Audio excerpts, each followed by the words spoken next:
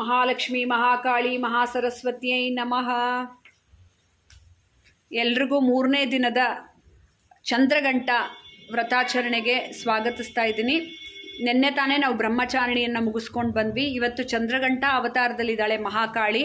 ಅವಳ ಲಲಾಟದಲ್ಲಿ ಚಂದ್ರನನ್ನು ಮುಡ್ಕೊಂಡಿರೋದ್ರಿಂದ ಅವಳು ಮದುವೆ ಆದಮೇಲೆ ಶಿವ, ನಿನ್ನೆ ಬ್ರಹ್ಮಚಾರಿಣಿ ಆಗಿದ್ಲು, ಇವತ್ತು ಮದುವೆ ಆಗಿದ್ದಾಳೆ ಶಿವನ್ನ. ಅವಳನ್ನು ಚಂದ್ರಘಂಟ ಅಂತ ಪ್ರೀತಿಯಿಂದ ಆ ಹೆಸರಿನಲ್ಲಿ ನಾವೆಲ್ಲರೂ ಪೂಜಿಸ್ತಾ ಇದ್ದೀವಿ. ಚಂದ್ರಘಂಟನನ್ನು ನೀವು ಗಮನಿಸಿದ್ರೆ ಅವಳು ಎಲ್ಲ ಕೈಗಳಲ್ಲೂ ಆಯುಧಗಳನ್ನು ಹಿಡ್ಕೊಂಡು ಯುದ್ಧಕ್ಕಾಗಿ ರೆಡಿ ಇದ್ದಾಳೆ.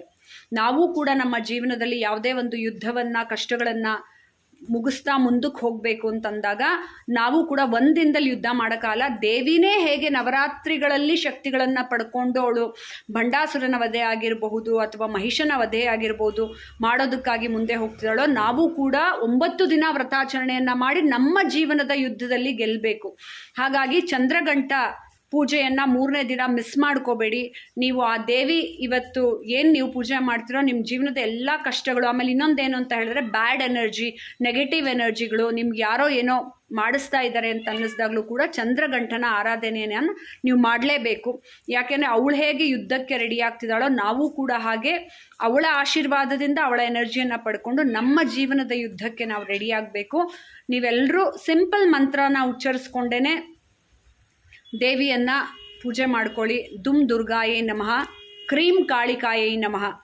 ಇಲ್ಲಾಂದರೆ ನಾನು ನಿಮ್ಗೆ ಒಂದು ಸಾಲಿನ ಮಂತ್ರನ ಹೇಳ್ಕೊಟ್ಟಿದ್ದೆ. ಓಂ ಐಂ ಹ್ರೀಂ ಕ್ಲೀಂ ಚಾಮುಂಡಾಯೇ ವಿಚ್ಚೆ.